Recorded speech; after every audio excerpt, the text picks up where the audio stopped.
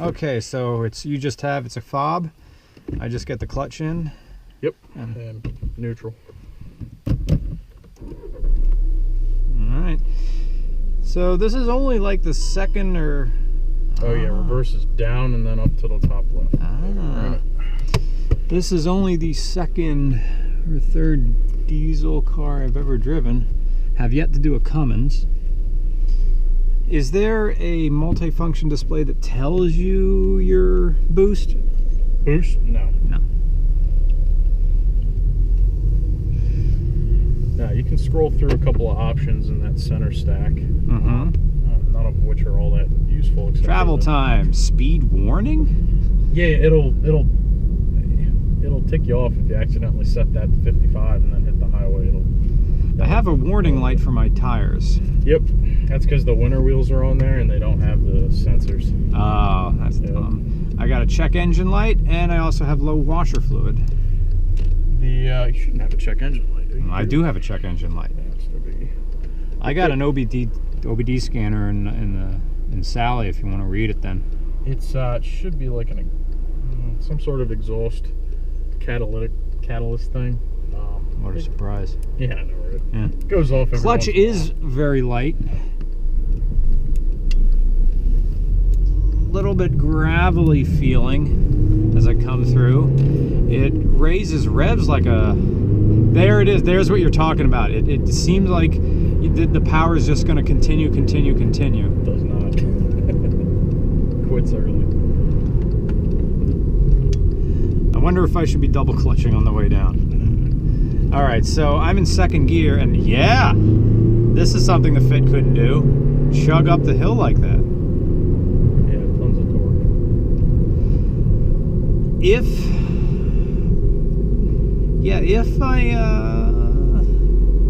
No, I would know that this is a diesel if you didn't tell me.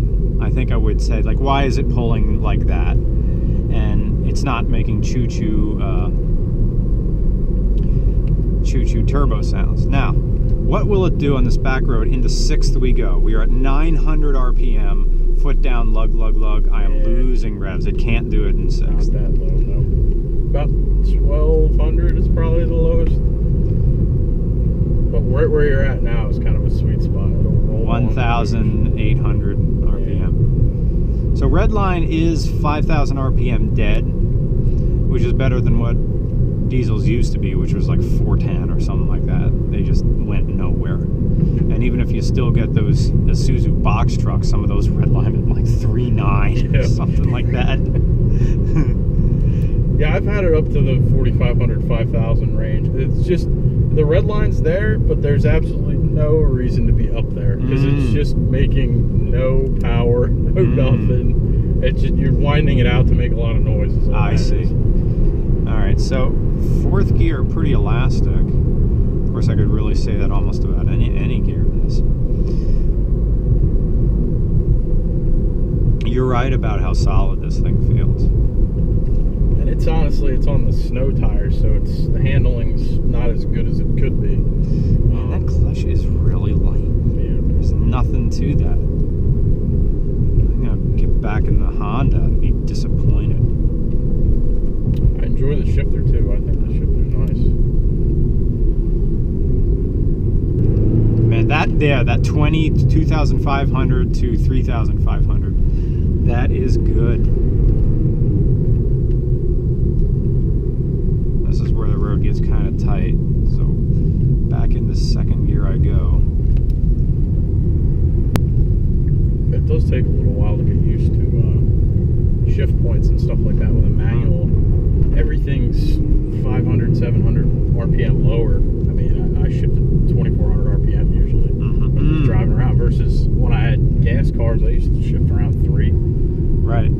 This car, I mean, you can. There's some cows that... That's interesting. Oh, little... What are you guys going to do?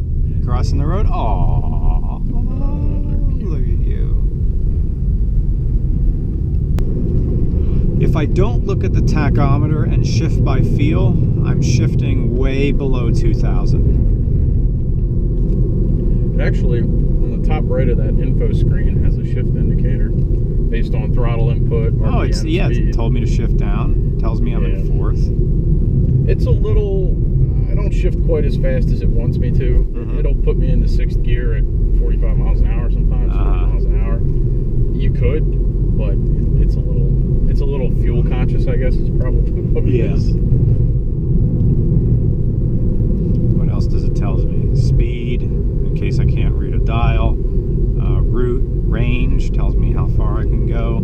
Consumption, this is like an average right now. That's the average for this drive, and then if you click that OK button, it'll give you the average for this tank. Ooh, so you've been averaging on this tank 41.6 miles a gallon. It's pretty accurate too. This is where I have to make a three-pointer. We'll see how this does here. Cut the wheel.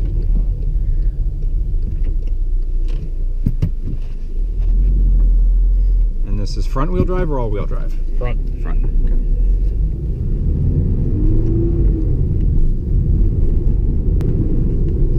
The shifter feels a little bit Honda-like in that it's a little notchier than I'm used to Volkswagens being, but I'm tempted to shift it like a Honda, which is to shift Fast and the Furious style. Just, that's how I shift my Honda. Wham, wham, wham, wham, wham. I notice most cars you can't shift like that. And even when we did a Del Sol down in Florida, you could shift it like that. You just abuse that linkage as much as you can, and it's fine. Yep. And that's the one thing, if and when, it's really a question of when Silicone Sally is replaced with a Subaru Forester, am I going to be able to shift like that? And it's probably no. You're going to have to be much kinder. And I have heavier. Well, I'm only judging off of a buddy of mine's WRX from that same generation, though. Where are those little cows? Over here. Aww. But they have heavier clutches as well. They do. Yeah. Now it's going to be a bigger motor. Yeah. I'm going to go from a 1.5 to a 2.5. Are you going to go for the turbocharged version? No. No,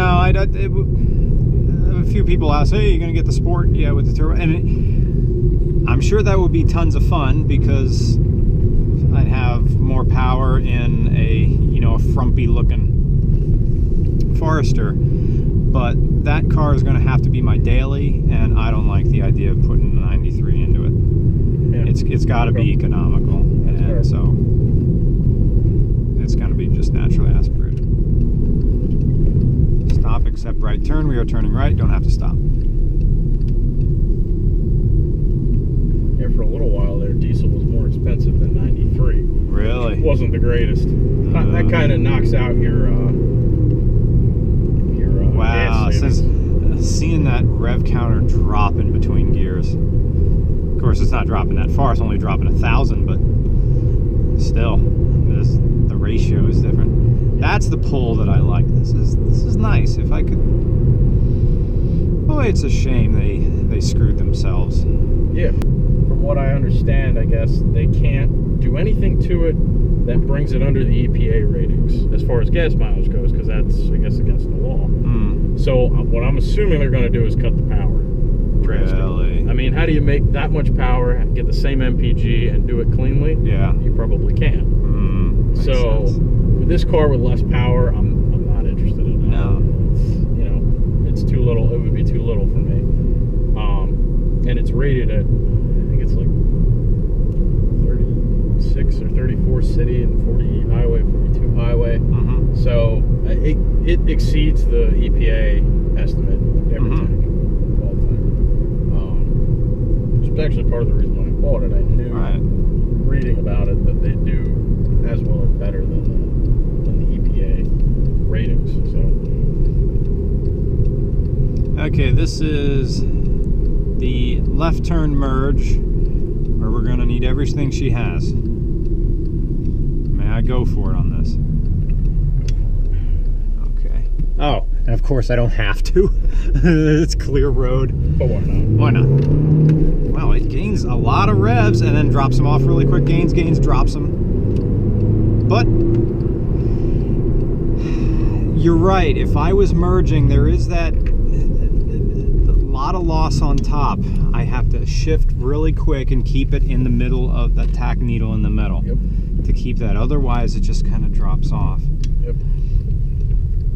Yeah, it's very, once you get up into the 3,500 range, it's almost like it's, you know, why am I here? Shift. Yeah. You're not getting anywhere. Right. Well, thank you so much for letting me drive it. Yeah, Thank sure. you. Thanks for taking it to review.